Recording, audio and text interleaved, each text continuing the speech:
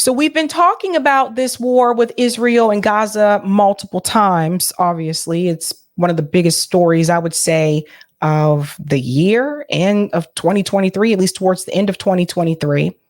From the very beginning, I told you guys that I did not believe a lot of the statements that the state of Israel was saying, whether it's October 7th and what happened on that day, whether it's this idea that they are not trying to create an ethno state. Obviously, their actions show something different. And now there's evidence here in a recent story that has been reported by ITV. And they are now exposing that recently the IDF killed Palestinian civilians that were in a supposed safe zone of Gaza and were waving a white flag. This is probably one of the most underreported stories this week so far. Shout out to ITV for actually making me aware of this. They're the first ones that I saw that posted it. But the State Department has some things to answer for. We're going to dive into this story. We're going to fast forward to the response from the State Department because they're all over the place. And I'm going to show you some other problems in reference to the people who are still trying to defend the statements from Israel. Let's bring in this clip here from ITV. When the war in Gaza is over, and that still seems a long way off, assessments will be made and investigations will begin into how it was conducted by both sides, Hamas and Israel, whether the rules of war were followed. Tonight, News at 10 has evidence of a group of unarmed Palestinians carrying a white flag coming under fire in an area Israeli troops are now trying to capture, having previously declared it a place of safety. One of the group was hit and fatally wounded as our cameraman filmed. The Israel Defense Force has dismissed our evidence. The IDF is not aware of this incident, they told us.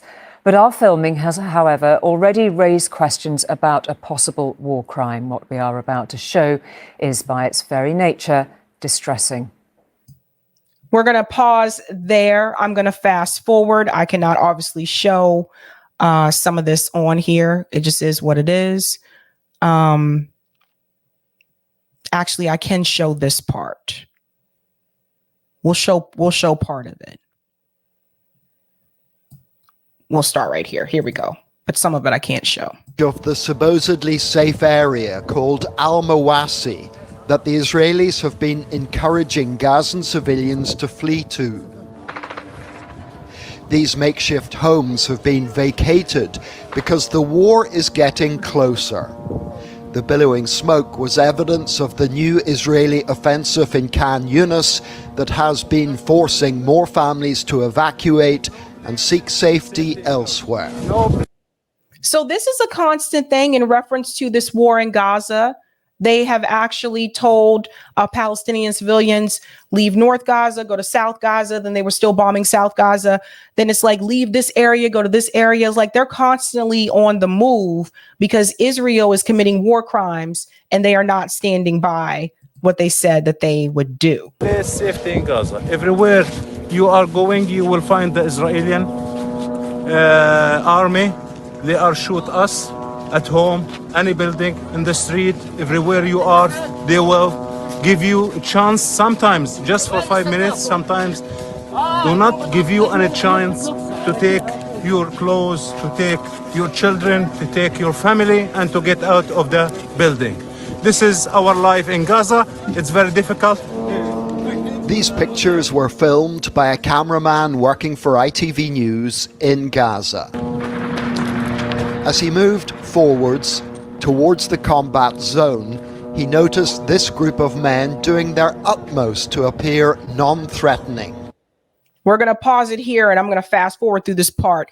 But these men right here waving the white flag, obviously, if you're waving a white flag, that is a sign of, surrender, that type of thing.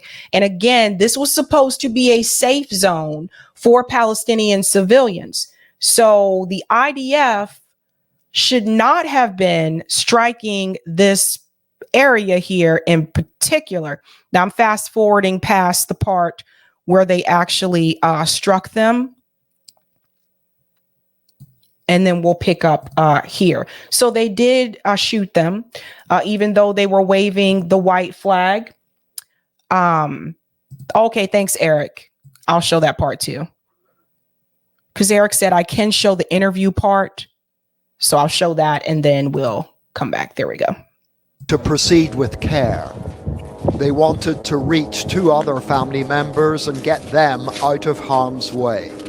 عند الحجة وأخويا وعنده حوالي 50 نازح أو 70 نازح موجودين في البيت.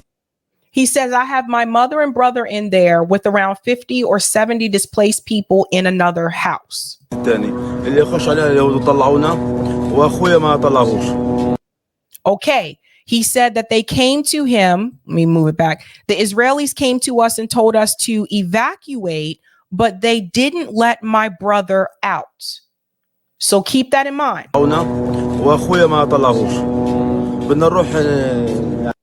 We want to go and try to get them, God willing.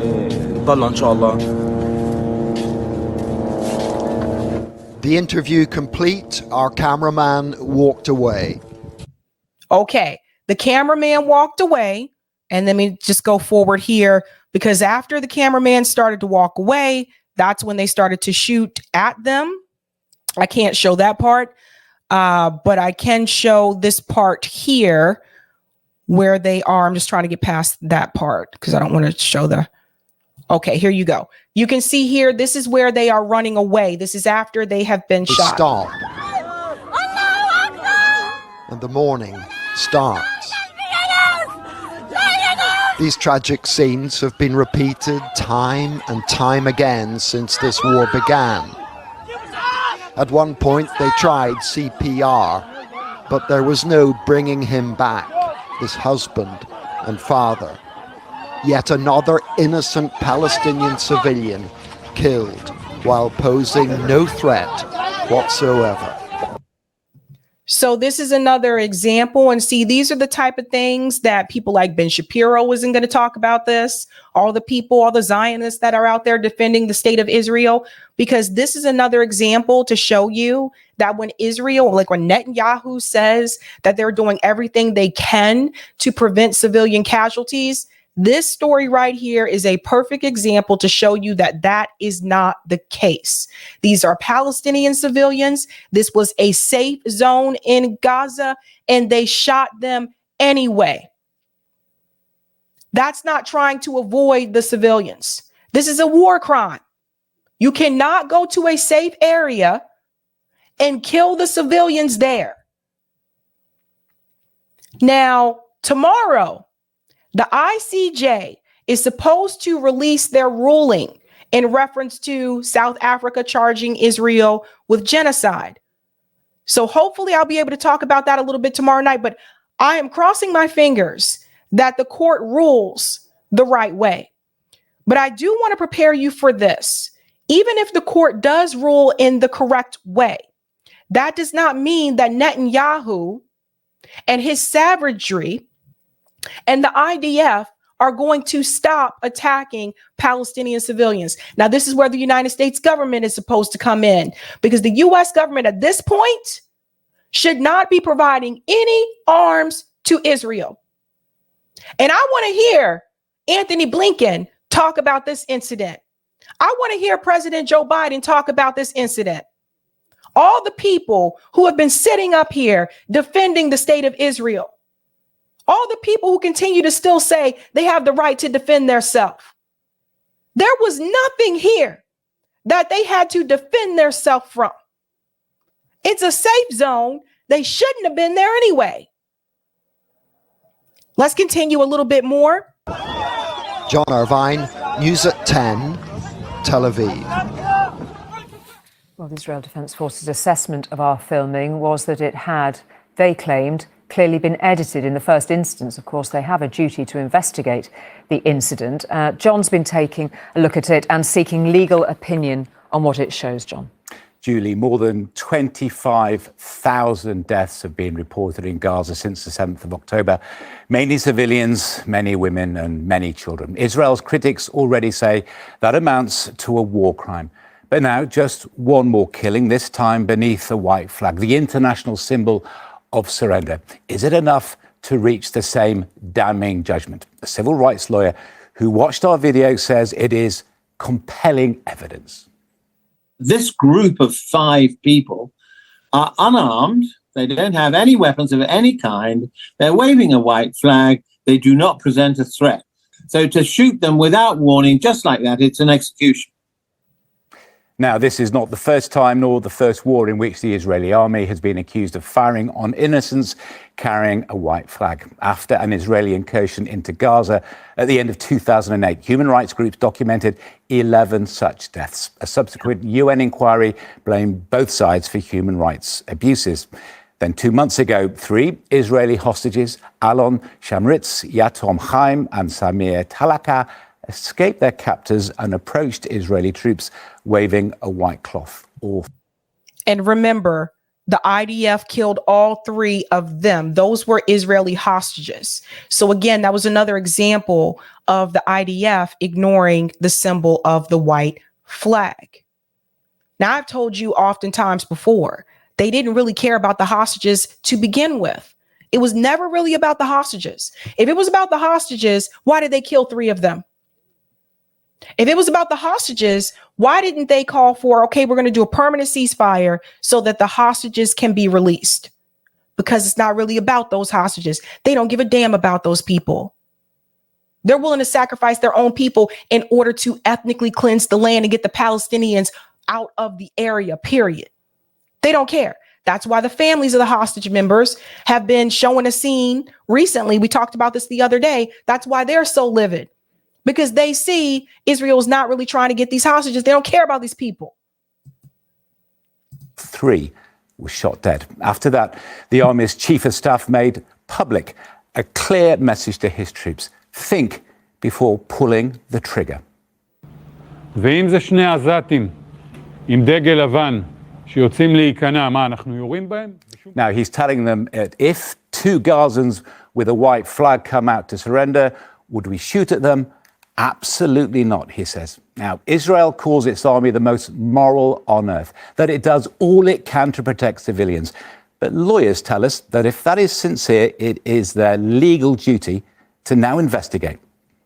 Maybe there are circumstances why this event happened. We don't know. But on the face of it, it seems to be a violation of the responsibility of an occupying force and the rules of engagement. Now we have to see, will there be an investigation? Separately, of course, Israel is facing a judgment from the International Court of Justice on a charge of genocide. But accusing an army of committing a crime is easy. The actual facts can get lost in the fog of war. Securing a conviction, Julie, that is rare. Okay.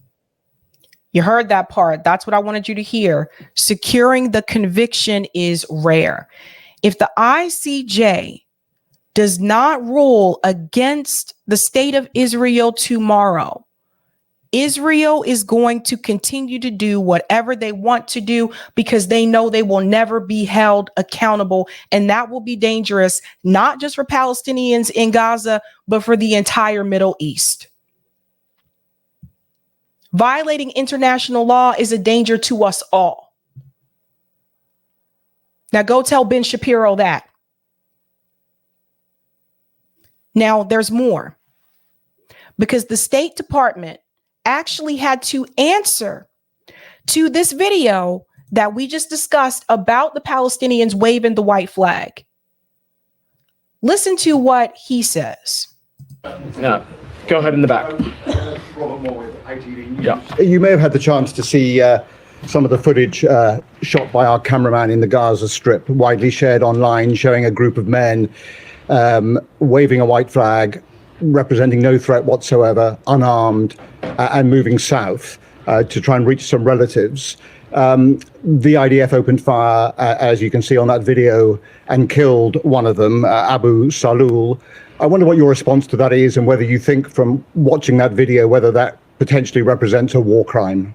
I have seen that footage, but I am not going to comment on the specifics around that, given I'm not aware of the full circumstances on the ground. And as we've said before, this is not an American operation. But beyond that... Pause. So something I will tell you with the State Department, it's interesting. He admits that he saw the video, but he goes on to tell you that, well, I don't know the full circumstances around it, so I don't really want to comment on that. However, they had no problem commenting on any accusations against Hamas. They had no problem claiming to verify and comment on the beheaded babies, which was a lie. These supposed sexual assaults, which there was no forensics done, no investigation. They had no problem confirming that. In fact, whenever there was an accusation against the Palestinian people or against Hamas, the State Department had no problem confirming without any evidence, without any investigation, without any forensics, no problem at all. But anytime it comes to accusing Israel of violating international law, committing war crimes, all of a sudden I can't really comment because I don't know the full context of the story. That's because our State Department, that's because our government, that's because our politicians were bought and paid for. They belong to these lobbyist groups like AIPAC. They belong to the other Israeli lobbyist groups. They are controlled by these groups. That is why they can give Israel the benefit of the doubt. This is all about corruption. They're all corrupt, including this guy who's supposed to be an imitation Sagar. They're all corrupt, all bought and paid for. He goes on here. Yeah, please don't. I'm happy to take your questions if you'll allow me. To answer. I don't interrupt you, and I ask you to not do the same.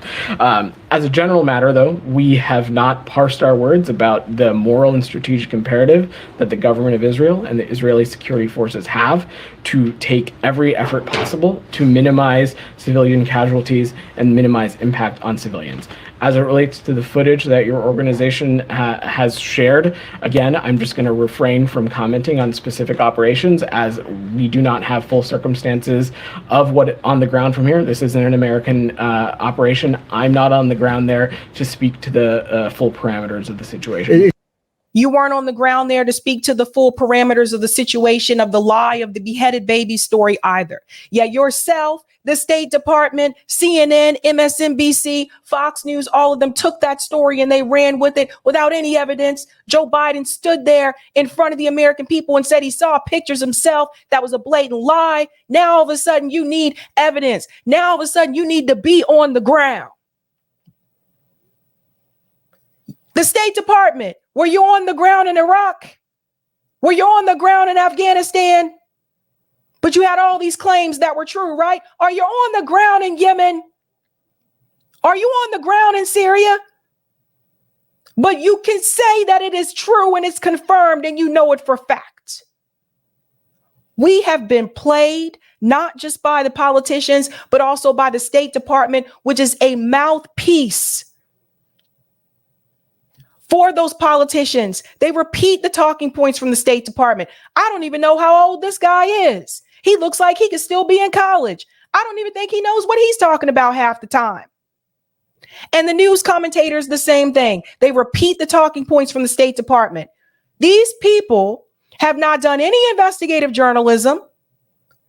He says he wasn't on the ground. Neither a lot of these journalists or these commentators. And people can say what they want about those of us that do independent media on YouTube, but we bring on people who are investigative journalists who have been on the ground. People that CNN and MSNBC and Fox News would never bring onto their platform to talk about what's happening there.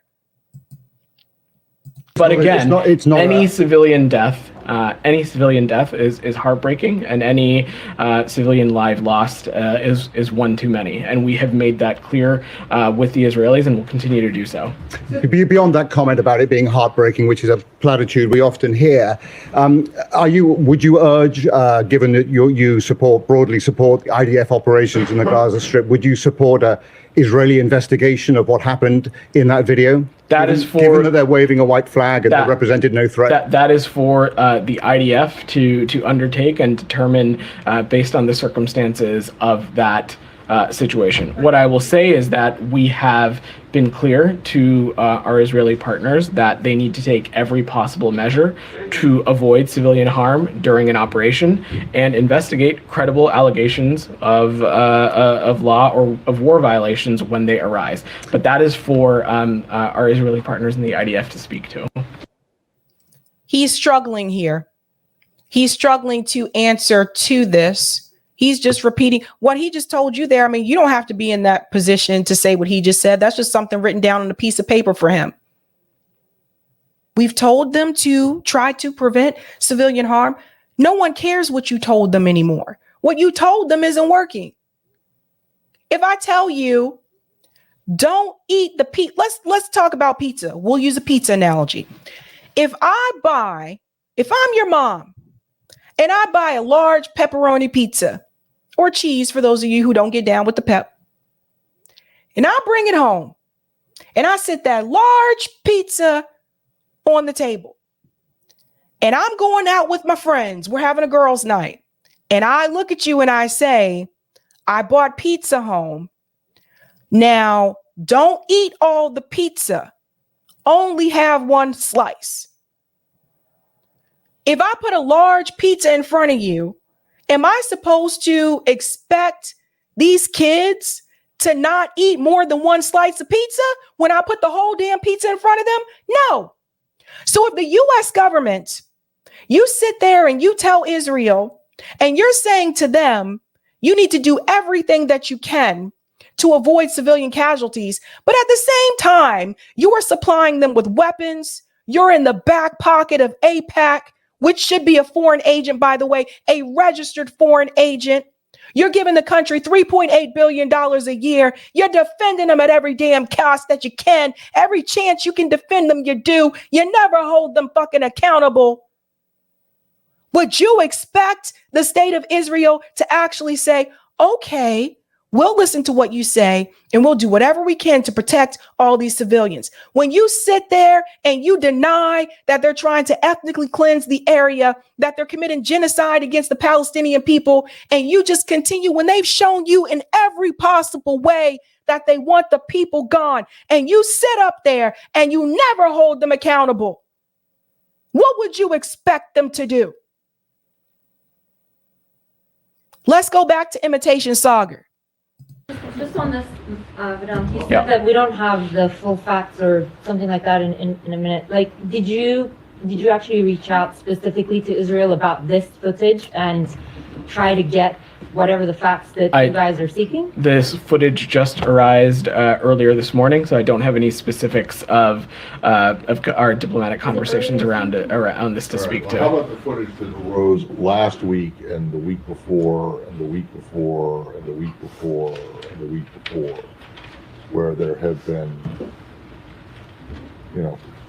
if not similar, awfully close instances? Have you ever gotten an explanation from the Israelis? Have you ever gotten a finding from the Israelis of what their investigation, if they promised one? I'm not going to speak to private diplomatic conversations, Matt, but this is something that we raise continuously with the Israelis.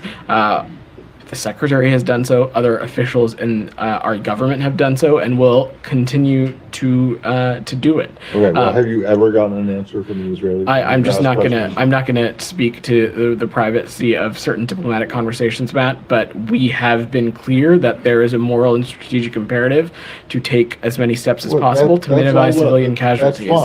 That's fine that you say that, but then when you are asked specific questions like this relating to specific footage, and this is not the first time that this has happened. You've been asked repeatedly about this, and then you come back and say, well, we've raised questions with you. We've asked the Israelis questions. Have you ever gotten a response to any of those? These conversations. I'm not asking you for the details. I just want to know. We have. These conversations are private. We have raised with the Israelis specific circumstances, and we have you have gotten answers? Correct. I'm not going to speak to those conversations right now. In any case, are you aware of that the Israelis say, we screwed up here? I'm just not going to speak to the private conversations, Matt.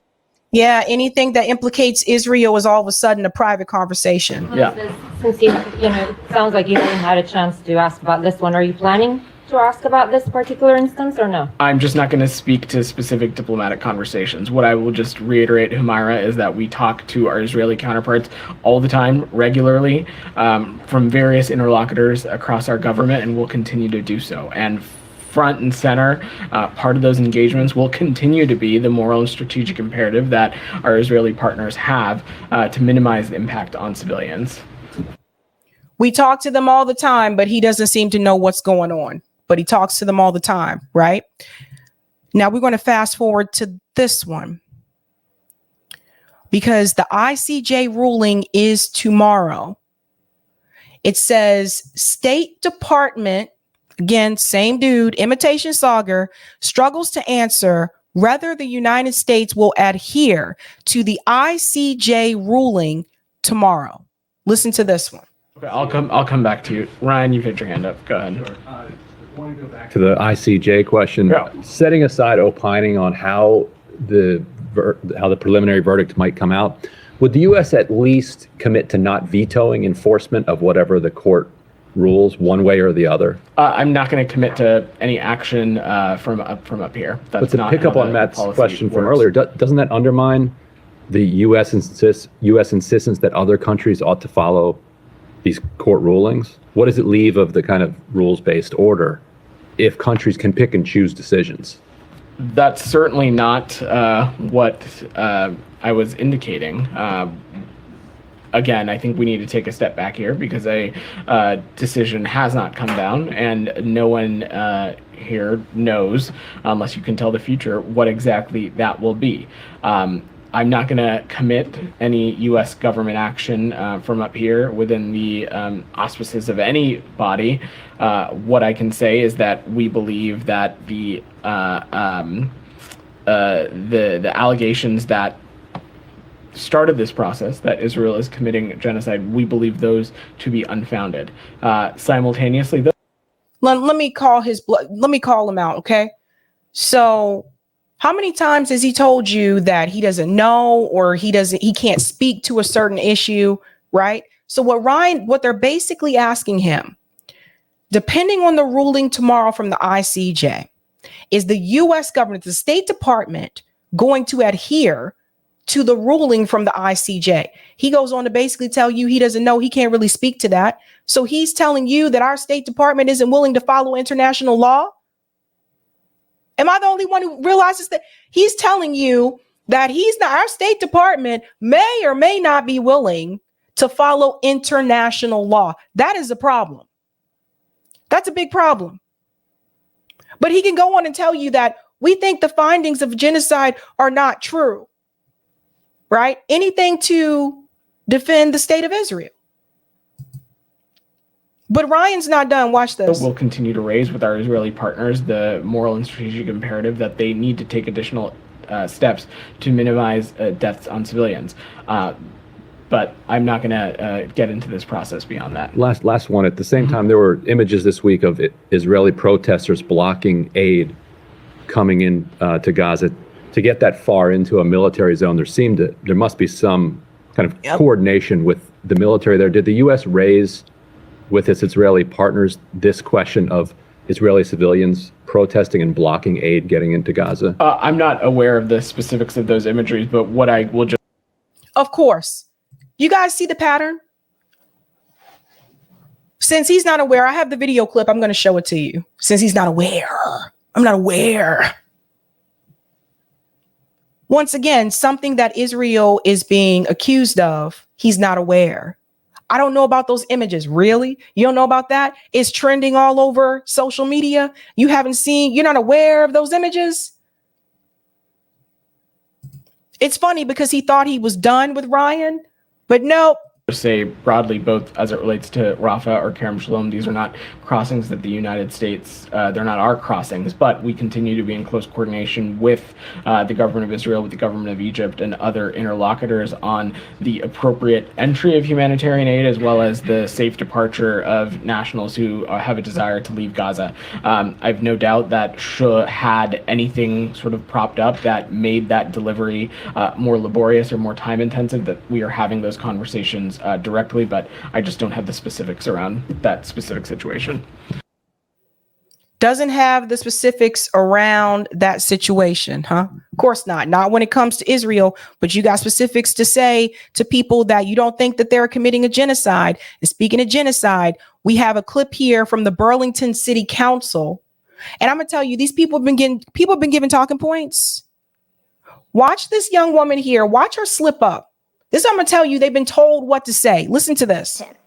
And I would like to use the rest of my time to say how appalled I am that people are bringing up the Holocaust. Do not use other genocides to describe this one. I have been...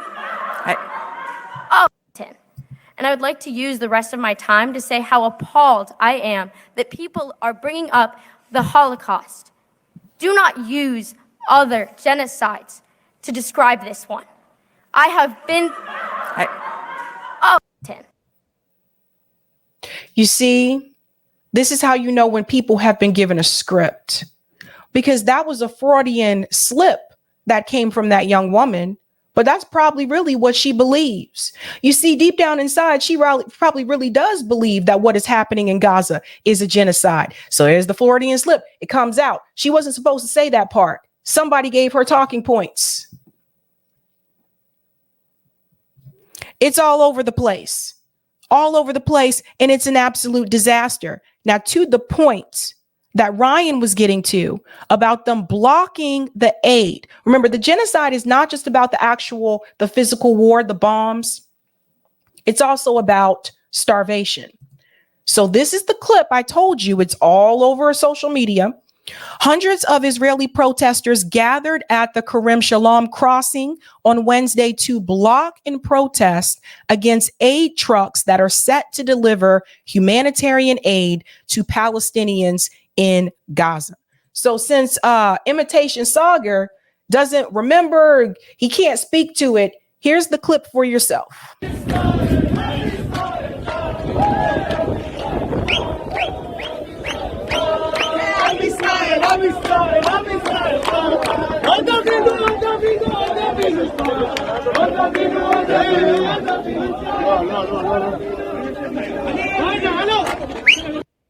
So you see these trucks?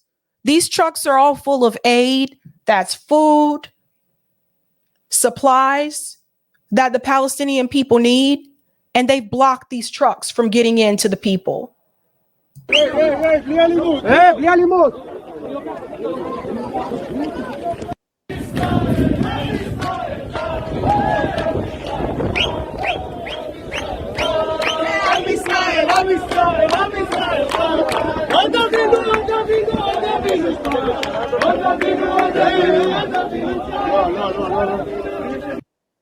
So I want to ask you this question. How was this even allowed? Where's the U.S. government in reference to that? How is that even allowed? They can block off the aid from coming in. But I don't want you to see this, and I don't want you to assume that everyone in Israel feels this way. There are also Israelis that are protesting against the government to call for end to the war. And you can see this here. AP reported this. Israelis protest against the government calling for the end of war in Gaza. You see, it's not just the pro-Palestinian protesters in the United States and other countries. There are also Israelis in Israel that have had it.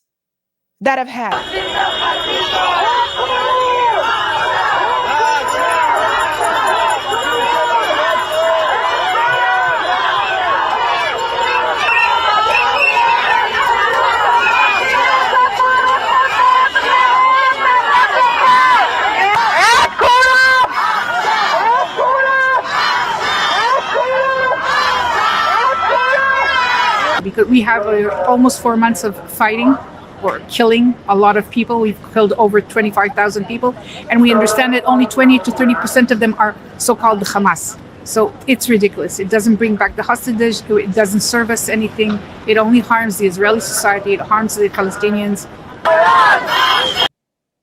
So you see that? That's from an Israeli. And I don't know who said this, but who created this account? Sugar and Jetty, I will not answer your question. I will deflect and deny. We needed a laugh tonight. Good God.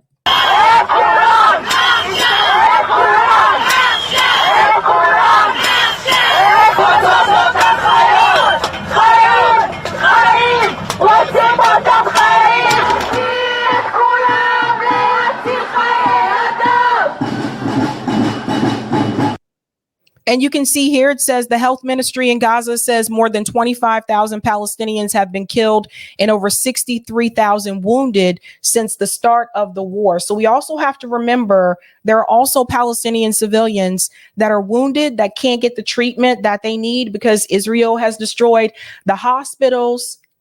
There are people actually having surgery with no anesthesia. They don't have anything. They have no supplies.